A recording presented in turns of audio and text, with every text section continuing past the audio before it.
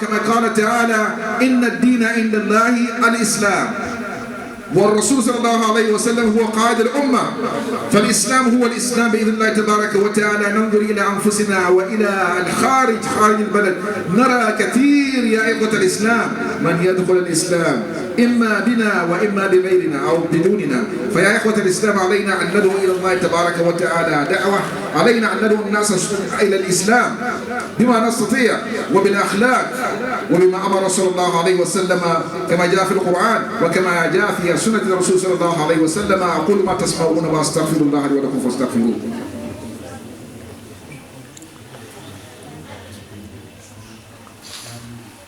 الحمد لله رب العالمين وأشهد أن لا إله إلا الله ولي الصالحين وأشهد أن محمدا عبده ورسوله صلوات الله وسلامه عليه.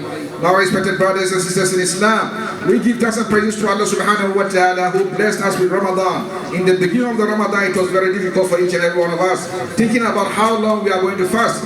But tawfiq came from Allah subhanahu wa ta'ala, that Allah subhanahu wa ta'ala strengthened our hearts and strengthened our iman, that this Ramadan has been one of the easiest Ramadan ever since we started fasting in this country. Alhamdulillah, we didn't feel any pain and we didn't feel any difficulty. Even small children were able to fast. This is because of Allah subhanahu wa ta'ala who has actually blessed us to be able to fast the Ramadan.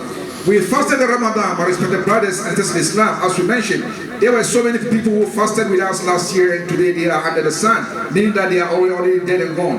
None of us know whether he's going to live until next year. So the Ramadan that we fasted, we have to behave like the Sahaba of the Prophet Muhammad sallallahu alaihi wasallam. When they fast Ramadan, they seek from Allah subhanahu wa ta'ala to accept the Ramadan from them for a period of 6 months. And after the 6 months, they seek from Allah subhanahu wa ta'ala to bless them with another Ramadan because of the blessings in the Ramadan. All that we have learned in Ramadan, that we learn to pray each and every day, 5 times a day, we should remain on this sunnah. Because Ramadan has come as a teacher, taught us how to pray 5 times a day, taught us how to keep the night, come together, eat together, do good, show kindness to our parents, show kindness to the orphans, show kindness to those who are in need. All this we learned in Ramadan. Our hearts were made so soft to be kind to people.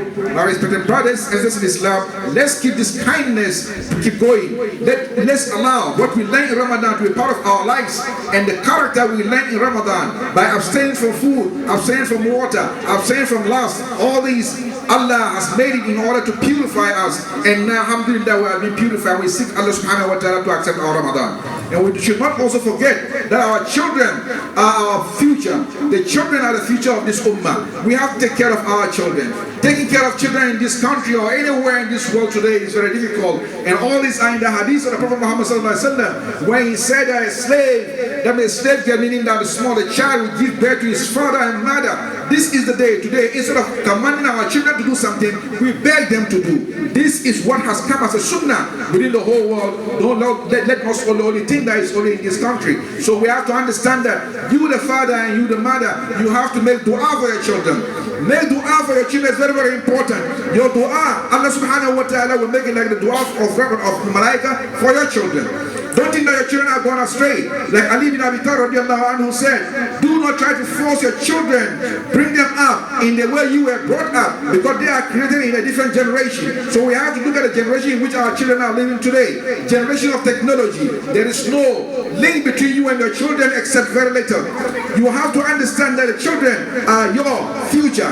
The Prophet Muhammad says that when you die, you go, and there are only 3 things that are going to benefit you. Either you have taught some knowledge that is also guiding people, or you have done something, either you do something that is good that also benefits people, build the world, build the mosque, do something for the sake of Allah. And the third, either you have left or behind you, that means that after your death you have left behind children, or your child that is always saying Ya Allah, Ya Allah, Ya Allah. And remember, this is a promise from the Prophet Muhammad sallallahu alaihi wasallam.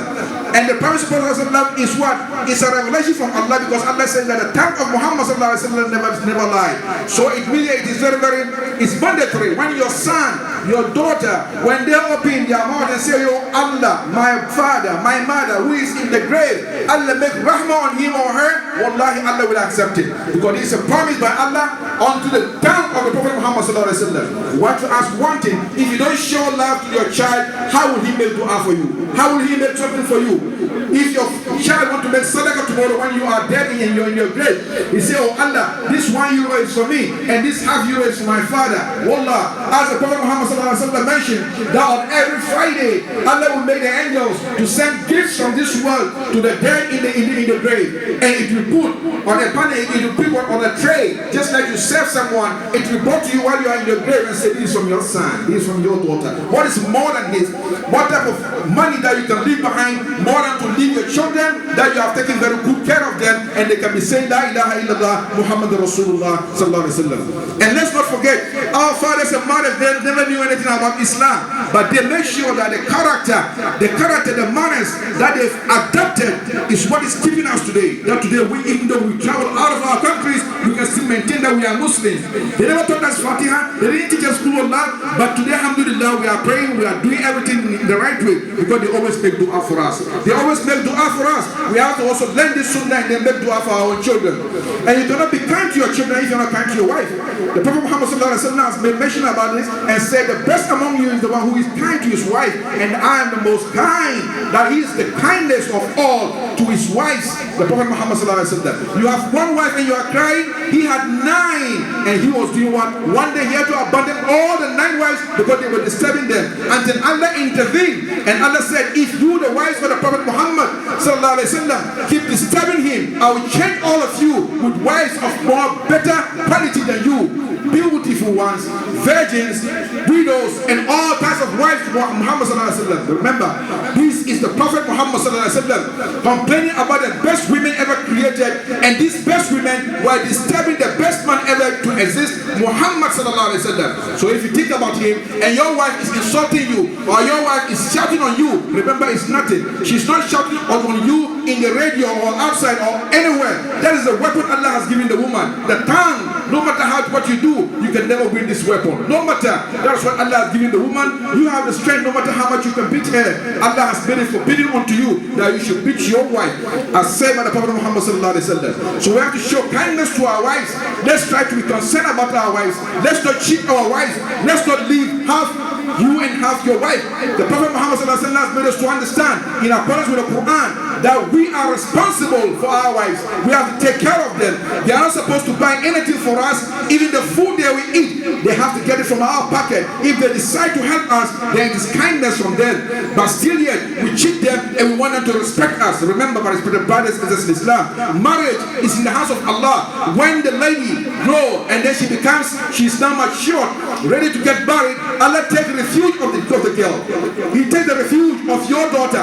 That when the daughter or your daughter is going to get married, it means that the one who is going to get married to your daughter is taking amana, a trust from Allah. So when you marry, it means that between you and Allah, Allah subhanahu wa ta'ala is watching over you. And Allah says that in Allah, that Allah subhanahu wa ta'ala is saying, Allah subhanahu wa ta'ala is watching over you. So be kind to your wife. It is very, very important. If you're not kind to your wives, my respected brothers and sisters in Islam, you are going to answer. It's amana in the hands of Allah subhanahu wa ta'ala.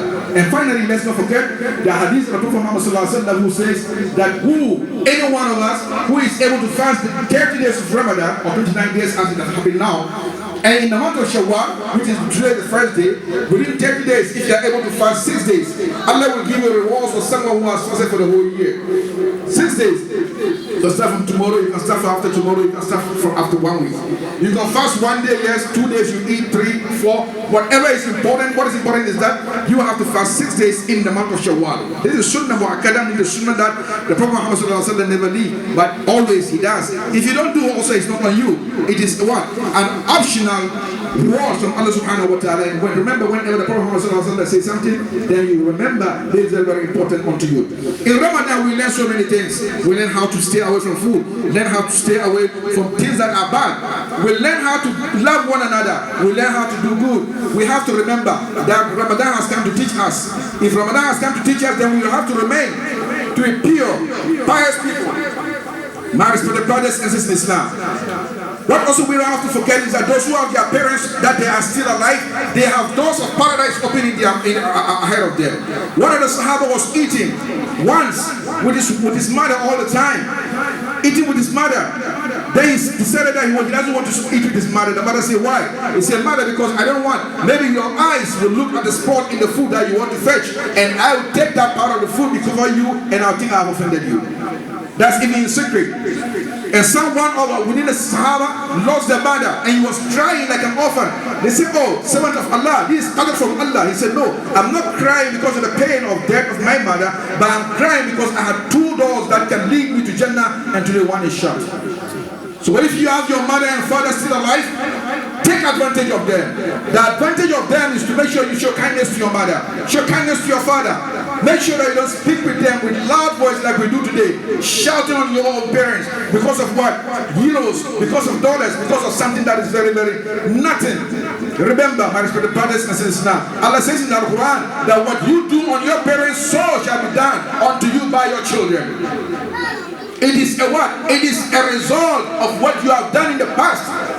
Most of our children today don't respect us, maybe because of the way we did with our parents. Remember, my respected brothers and sisters, so let's try as much as possible. And no child is useless in this country. The Prophet Muhammad has made us to understand that every Muslim child is a child of all Muslims. If you look in the history, all the children that he took care of them, they are called Abdullah ibn Abbas, Abdullah ibn Umar, Abdullah. Why? Because when someone gives birth, he goes to the Prophet Muhammad and says, Messenger of Allah, this child, and then he will chew the day, put it in the mouth of the child, and say, I've named him Abdullah. And all of them have become the most important Sahaba of the Prophet Muhammad sallallahu alaihi wasallam. Most of them. There was a lady who can never stay unless she thinks about the Prophet Muhammad sallallahu alaihi wasallam. All the time. Even though she was married, she loved the Prophet Muhammad sallallahu alaihi wasallam so much, not because of love of lust, but she loved him because of Iman. Once she went to the Prophet ﷺ and said, Messenger of Allah, take part of your hair and put some perfume for me. I will keep it down. I always add perfume so that I can put it on my body. And I know part of the Prophet Muhammad ﷺ is on my body. This lady, my fellow brothers and sisters, one day, one of her children was sick. And this child became sick for a very, very long time, very seriously. And one day when Allah decided, then the child died. But because of the iman she had in her heart, she said to all those in the house, when my husband comes, don't tell him the child is dead. They say, okay. The husband returned. How is our son? Alhamdulillah, he's in the room. She didn't make him see the child. And then she prepared food for him to eat.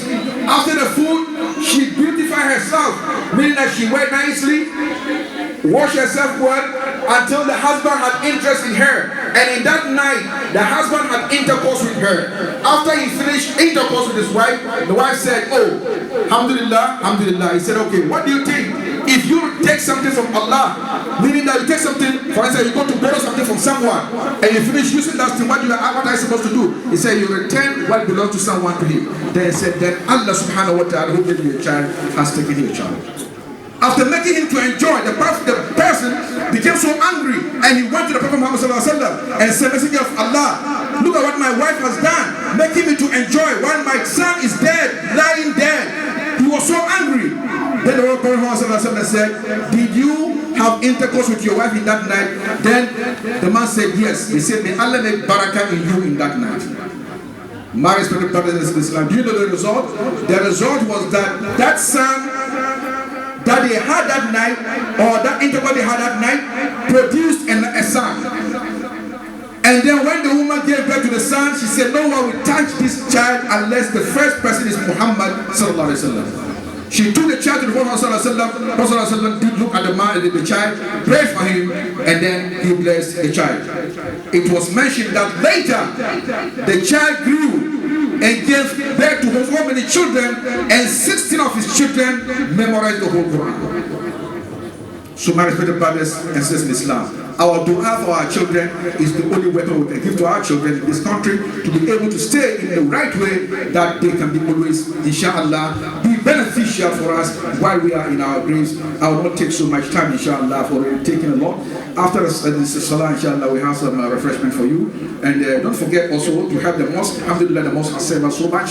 So we should try to show our gratitude to the will of Allah, to the house of Allah. Alhamdulillah, all those who have given for the sake of Allah, may Allah accept from them. Anybody who has given even a penny for iftar, may Allah make it 1,000 times for him. Anybody who has given any money for the mosque to be able to stand on his feet, may Allah accept it from him. Those who have helped for the sake of Allah, may Allah make the blessing on them. There are some brothers who lost another brother in their country or in this country, and then the brother had a wife, and the wife has a daughter, and the daughter is a sickler. She is completely like mad, but alhamdulillah she's still alive, and they help this sister every year. They try to help this sister. May Allah bless them. Anybody who has done anything for the sake of Allah subhanahu wa ta'ala, may Allah bless him. Our children, may Allah guide them onto the right way. Those who are going astray, may Allah return them onto the right way, and may Allah make them the future of Islam in this country. Anybody who is seeking from anything between him and Allah, all the dua we make around them, may Allah subhanahu wa ta'ala accept our dua. May Allah forgive us our sins. May Allah bless our fathers and mothers who are dead and they are in their graves.